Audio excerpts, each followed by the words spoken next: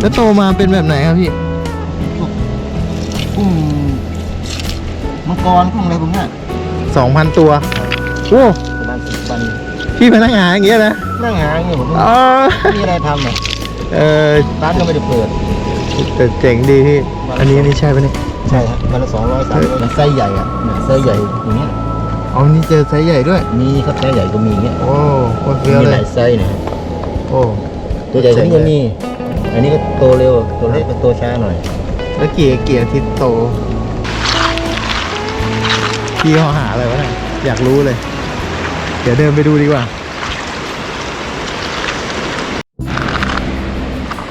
อยากรู้ต้องเดินมาถามครับผมพี่กำลังบรรจงหาอยู่เลยหาอะไรเหรอพี่กุ้งเยอะเหรอพี่กุ้งแบบไหนอะพี่ ทะเล กุ้งทะเลตัวใหญ่ป่ะ ไปเลี้ยง อ๋อไปเลี้ยงเลยไปเลี้ยงต่ออีกทีนึงเลี้ยงต่อแล้วก็เอาไว้ขายอ๋อนี่คือหาลูกมันเหรอครับอ๋อเจอมั่งยังพี่200 บาท อันนั้นคือลูกมันเหรอครับเล็กมากเลย ตัวกระจี๊ดนึง หลายคน เลี้ยงอีกหลายเดือนเลยกว่าจะโตนะ พอถ้ากุ้งงานเรากุ้งเขาเลี้ยงตามบ่อ อ๋อ นะเป็น4 เดือน4 เดือน 5 เดือนขาย 4 เดือน 5 เดือนแล้วให้มันกินอะไรครับพี่ หัวอาหารกุ้งเหมือนกันนะ หัวอาหารกุ้งเหมือนกุ้งเลี้ยงกุ้งแม่น้ำพวกเนี้ยนะครับ อ๋อ นี่ไง ตัวเล็กๆ แล้วโตมาเป็นแบบไหนครับพี่ เป็นพวกกุ้งมังกรกุ้งอะไรพวกเนี้ย อ๋อ กุ้งเผาอ่ะ กุ้งขาว กุ้งมังกรโว้ กุ้งเผาเรากินกุ้งบาร์บีคิวอ่ะ โอ้ ตัวใหญ่อ่ะลูกจะโตแค่ไหนเนี่ย เจ๋งเลย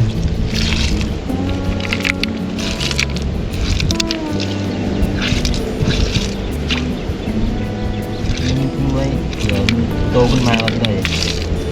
กลม อ๋อ แต่ถ้าเกิดโตปุ๊บตัวเท่าไหนได้พี่ ตัวหนึงอยู่ประมาณ2 ขีด 3 ขีด 3 ขีด 2 ขีด 3 ขีด 2 ขีด 3 ขีด โตนะ3 นิ้วเลย อ๋อ 3 นิ้ว กุ้งเผาอ่ะ กุ้งเผา 3 นิ้ว กี่ตัวโลพี่ 3 ตัว 4 ตัวโลแล้วครับ 3 ตัว 4 ตัวโล โอ้ ก็ตัวใหญ่อยู่นะ ถ้าเราหยิบขายเลย5 ตัวก็ อ๋อ ตัวโล ครับ แล้ว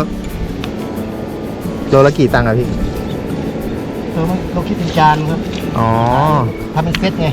ทำเป็นเซต มีกุ้งตัวหมึก อ๋อ นี่คือไปเลี้ยงแล้วขายที่ร้าน ครับ อืม ทำบ่อทิ้งไว้แบบเลี้ยงทิ้งไว้เราขายตรงเลย อืม โตแล้วเอาไปขาย โตเอาไปขายแล้วหาได้เยอะป่ะพี่ อันนี้ได้อยู่ประมาณ2,000 หาไปถึง 2,000 ตัว ตอนนี้ได้แล้ว2,000 2,000 ตัวโอ้ ประมาณ10 วัน พี่มานั่งหาอย่างเงี้ยนะ นั่งหาอย่างเงี้ยผม อ๋อ ไม่มีอะไรทำอ่ะ ร้านก็ไม่ได้เปิด แต่เจ๋งดีพี่ อันนี้ใช่ปะเนี่ย ใช่ครับวันละ200 300 ตัวนี่จะได้แล้ว200 ตัว ฮะ พี่มานั่งหาอย่างเงี้ย200 ตัว นี่170นะ เอานี่พี่นับด้วยเหรอหาไป นับทุก โอ้ ตัวเลย โหเจ๋งเลย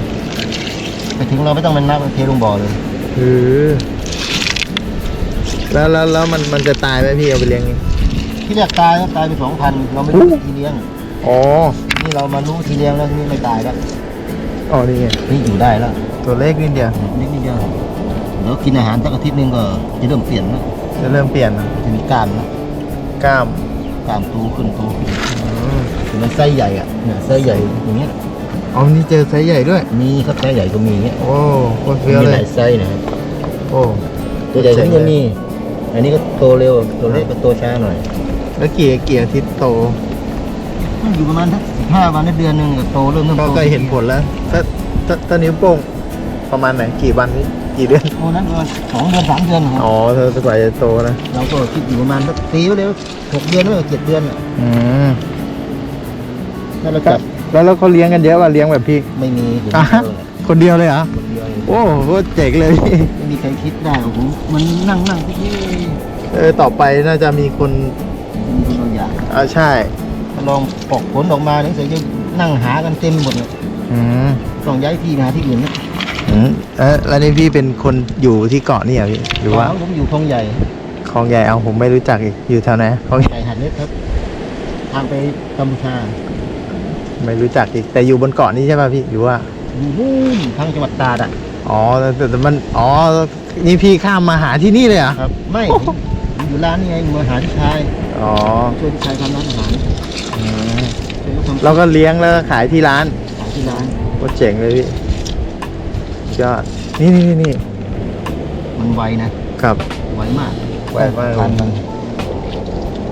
ชิดเนี่ยแค่ตัวกระจึง ตัวนี้ตัวใหญ่ตัวเล็ก ครับ อย่าให้ทำให้เข้าเจ็บนะเข้าเจ็บก็จะตาย อ๋อ เจ็บไม่ได้ ใช่ก็ตัวยังเล็กอยู่นะพี่นะ ต้องจับค่อยๆจริงๆเนี่ย พี่หาอยู่ที่เดียวเนี่ยนะ ก็ทั่วเลยไปตรงไหนไปตรงไหน แต่มันเยอะมากเลยเหรอพี่ เยอะเจอทีมันจะเป็นคู่ อ๋อแล้วมันมีทุกที่เลยเนี่ย มีทุกที่อยู่ทั่วไป ทั่วไป ขอให้มีหินมีทรายมันอยู่ได้หมด อ๋อ ถ้ามีหินอย่างเดียวมันก็อยู่ไม่ได้นะ อันนี้คือไอพ่อแม่มันมาขายทิ้งไม่มาขายทิ้งไว้แถวนี้เหรอ ทิ้งไว้ตรงนี้มัน บนหินพวกเนี้ยนะ มันก็เอาตัวรอดเขาอ่ะ อ๋อ ก็ต้องอยู่กับหิน อ๋อ ทราย มันก็เหมือนจะแอบไปด้วย ถ้าอยู่ในทะเลก็โดนปลากินนะ อืม อยู่บนบกก็โดนปูกินเนี่ยเวลาเราลื้อไปจะเจอปู ตัวเล็ก ปูก็จะหนีบ อยากเห็นตอนตัวใหญ่เลยว่าเท่าไหร่ ปูใช้เวลาอีกนาน หลายเดือนเลย หลายเดือนผมทำทิ้งๆไว้นี่ อ๋อแต่มันได้ผลเลยใช่ป่ะพี่ ผมไม่ได้ผลนะเพราะผมสังเกตผมทุกคืน อ๋ออันนี้พี่เอาไปเลี้ยงแล้วขายได้บ้างยัง ยังนี่ครั้งแรกเลยผมทำ รถเจ๋งเลย แต่ผมเชื่อของมันอยู่ในทะเลมันยังโตได้ทำไมจะอยู่กับเราจะโตไม่ได้ แล้วพี่เอาไปเลี้ยงเอาน้ำจากไหนไปเลี้ยงน้ำทะเล น้ำทะเลนี่แหละ อ๋อครับ เราเอาน้ำที่นี่ไปอันนี้โยนมาใส่ไปแล้วแบบเทบ่อถ่ายน้ำล้างบ่อ อืมพี่เคยเจออันอื่นไหมหาอยู่ นะฮะ เคยเจออันอื่นไหม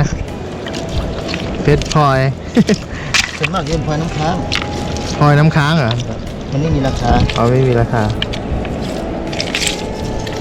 เดี๋ยวก็ไปเก็บแล้วขายไม่ได้ เจอแต่ปู น้ำค้างมันเป็นก้อนหินใสๆมันก็มีอะไรที่มันจะ ที่ตรงนี้พี่เจอกี่ตัวแล้วเนี่ย ประมาณ20 ตัน โอ้ที่เดียวเลยนะ ที่เดียวเลยมันมีเยอะ ถ้าตรงไหนไม่มีก็ไม่มีเลยนะ อ๋อ ต้องสังเกต ถ้าไม่มีเราย้ายที่อื่นเสียเวลาเปล่า อ๋อนั่นไง ถ้าเราเจอเราก็เสียไปเรื่อย เดี๋ยวเนี่ยพี่โอ้โห2 ตัวเลยนี่ตัวนึงอันนี้ตัวเล็กมากเลย เล็กมากเล็กมากจริงก็ไม่เอา อ๋ออันนี้เล็กเกิน นี่จะใช่ว่าเล็กธรรมดา นี่มีกล้ามแล้วเนี่ย อ๋อ มันถือว่าเริ่มโตแล้วนะครับ พี่รู้ว่าอายุมันเท่าไหร่แล้วเท่านี้ไม่น่าจะเยอะนะ ไม่น่าจะเยอะผมว่ามันเยอะ ไม่น่าเกิน2 สัปดาห์ ใช่ประมาณนี้ นั่งอยู่คนเดียวเลย คิดว่าพี่หาหอย โอ้มีแต่ผมก็หาหอยนะผม เรียกมาหาหอยเจอกุ้งที่ดัดเปลี่ยนแปลงดีกว่า จับกุ้งไปเลี้ยงดีกว่า นี่พี่ทำคนแรกเลยโคตรเจ๋งเลยบุกเบิกเดี๋ยวพี่ก็ได้เปิดฟาร์มแล้วต่อไปอ่ะ อาจจะได้เปิดฟาร์มกุ้ง วันนี้พี่ชายก็บอกอย่าให้ใครรู้อย่าให้ใครรู้แต่เขาก็รู้กันหมดเลยหิ้วผ่านหน้าบ้านเขาก็รู้นะ อ๋ออย่าคืออ๋อใช่เขาก็ถามมันนะอืม เราจะโกหกก็ไม่ได้เราเดินสวนกัน ครับ เขา เดี๋ยว โกหกหน้าดู เดี๋ยวต้องมีคนมาทำตามแน่พี่ผมว่า ถ้าชุดนี้ออกก็น่าจะมี ครับ ขนาดจะเยอะด้วย ครับพี่หาไปได้ 2,000 แล้วฮะ 2,000แล้ว โอ้สุดยอดนี่ 2,000 ตัวใช้เวลากี่วันเนี่ย 10 วันครับ 10 วัน 10 วัน 2,000 ตัวโอ้โคตรเยอะเลย นั่งกี่ชั่วโมงเนี่ยพี่ เนี่ยไปน้ำขึ้นถึงเมื่อไหร่ก็เลิกนะ อ๋อ 4 ชั่วโมง 5 ชั่วโมง อืม แต่ถ้าเจอบ่อนแล้วมันไวแป๊บเดียวลอยมันก็เดียวลอยหนึ่ง อ๋อเจอหมายถึงว่าเจอรังมันนะ ใช่รังมันเลยแหละ อ่า แต่พวกนี้เขาไม่อยู่เขาอยู่เดียวๆแล้วเขาอยู่เป็นพวก ใช่เพราะว่าแม่มันมาไข่ทิ้งไว้นะ เขา เขาเป็นคนขี้กลัวขี้เหงาด้วยเขาอยู่ในบ่อนี่ กุ้งอะนะครับ อ๋อ เขาชอบอิสระ อ๋อ เราไปคบกับผมได้ส่องดูมากก็ไม่ได้หลบ ผมก็ว่าอยู่มันก็มันเป็นสัตว์น้ำอะนะมันไม่ได้ใกล้ชิดคนมันก็เห็นคนเยอะไม่ได้อ๋อตัวนี้ก็เล็กไปอ๋อตัวเมื่อกี้ที่เห็น ทีแรกก็ก้อนหินให้เขาอยู่พอเขาเห็นคนเขาก็หลบแล้วอาหารให้แล้วก็เน่าตักออกที่เขาเป็นอะไรเขากลัวไง ครับ เปลี่ยนแปลง นี่พี่ตัวใหญ่เลย เปลี่ยนแปลงใช้อิฐบล็อกเอาอิฐบล็อกมาให้เขาอยู่ อ๋ออันนั้นเป็นรูเลย ใช่ สบาย เขามีรูอยู่ ครับ ไว้น่ะ ไว้นี่ไง